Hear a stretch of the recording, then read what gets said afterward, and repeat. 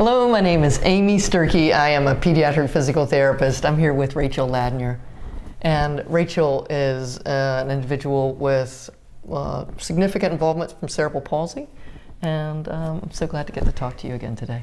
Glad to be here again. Let's see, Rachel drives a power wheelchair, and she can walk with assistance, but needs a pretty strong support walker or a pretty talented caregiver to do so. Can sit, but needs someone close by to make sure she doesn't fall over. She can stand with two hands held, but can't stand on her own. Rachel, we've been talking on these videos. Oh, and one thing I wanted to say is that if for any reason you're having trouble understanding Rachel when she speaks, you can just simply turn on the closed captioning.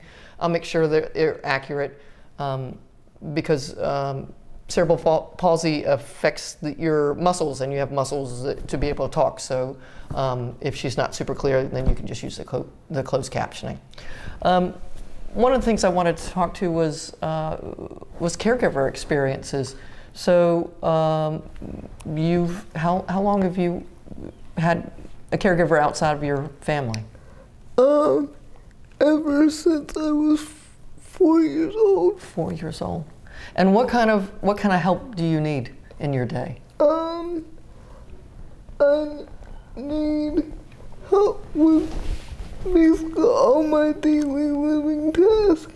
So that means bathing, dressing, toileting, food, meal prep. I need help with feeding. I get fed. And you need just simply help to get out of bed in the morning too, right? Yes. Okay.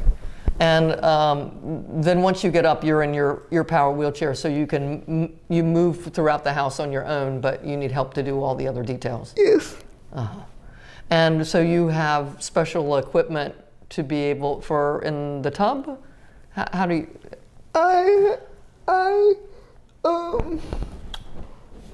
I stopped taking a bath when I got older because it's harder to get me in the tub. But I have a shower chair that I use. Okay. So somebody has to lift me and out of the shower chair, and they actually have to do the bathing. So you take a shower instead of a bath. Yes. That makes sense. And so you've had caregivers since you were 4 years old. Mm-hmm. I imagine that you've had quite a variety of different people. Yes. And some of those may have been, let's say, better than others. Yes.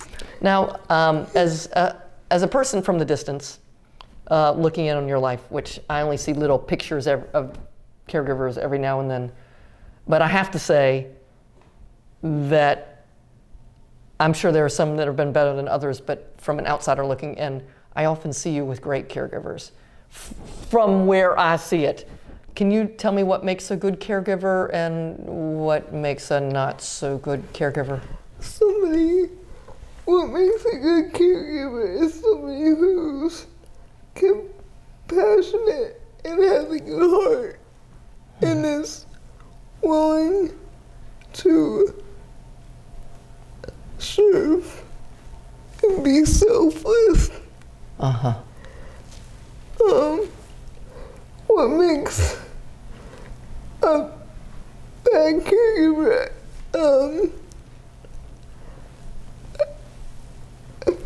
self-centeredness and just in it for the money.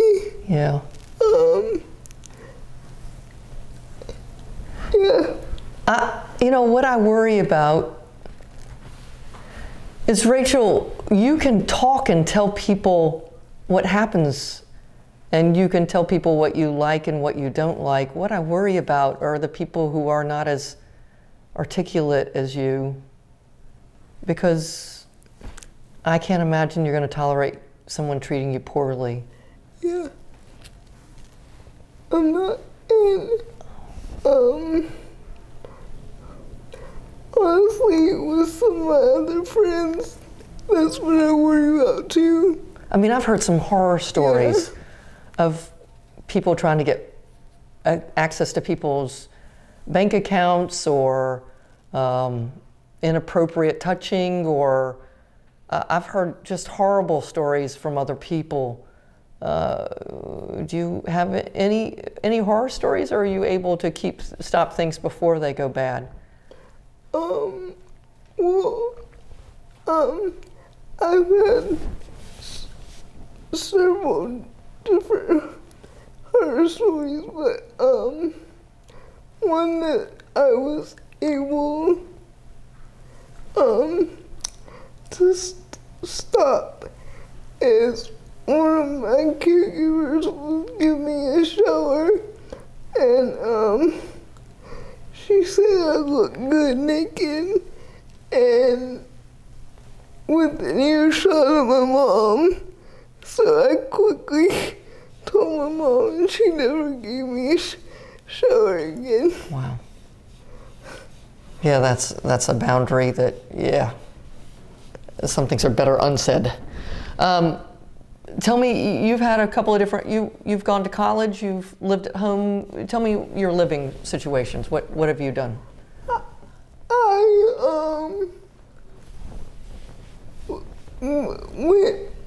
I tried to live on my own for like 9 months. I was still in college at this point, and I moved in with one of my caregivers. We found an apartment, and that only lasted for about maybe 9 months.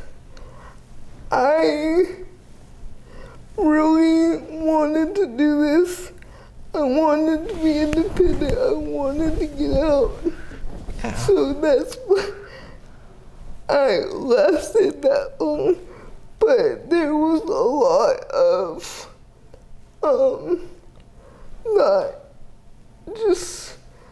not doing their job. Once I got in there,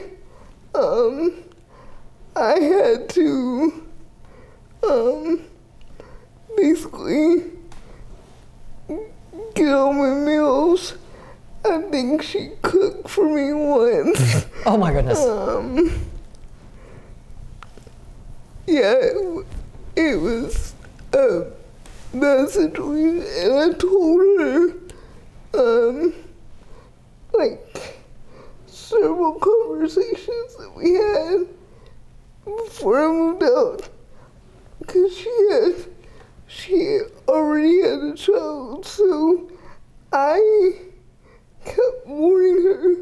I was like, you're basically getting another child physically, and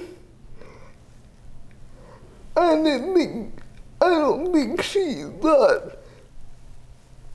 knew what she was getting into. Right. It's a lot different just spending a couple hours with me versus during the day versus doing everything. I know. Yeah. Well, I mean, as humans, we are driven. I mean, there's a reason kids move out when they get to be young adults. I mean, it's just genetically in us that we want to be independent, we want to go and do, and that's going to be hard for you to figure out. I mean, because you need help, right? Yeah. Are you still thinking one day of trying something similar again, or? Yes.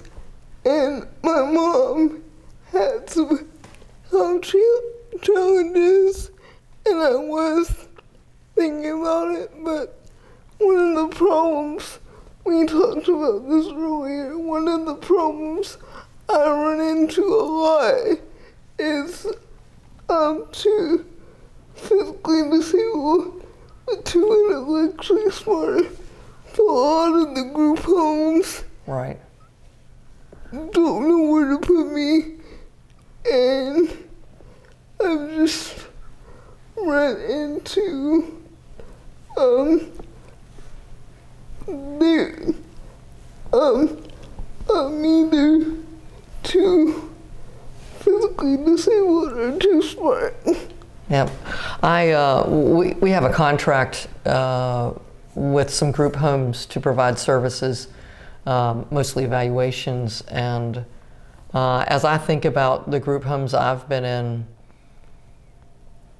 I can't think of a single one that I think you'd be happy. And the people there are not similar in your intellectual ability. They might be similar in your need ability, but not in your intellectual ability, and I can't imagine that would be satisfactory for you.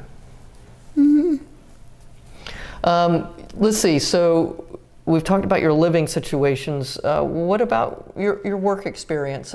You've got a degree in social work? Yes. Yep, and when did you get your degree? That's me. You've got your master's? Yes. Yep. And you had internships in order to get that degree. How did those go? The last one I did, it went really well, but the first one, it was a local organization that worked with people with disabilities. Right. And I kept asking to see patients and do things because I realized it when I went to classes how the other people around me were getting experience that I didn't get.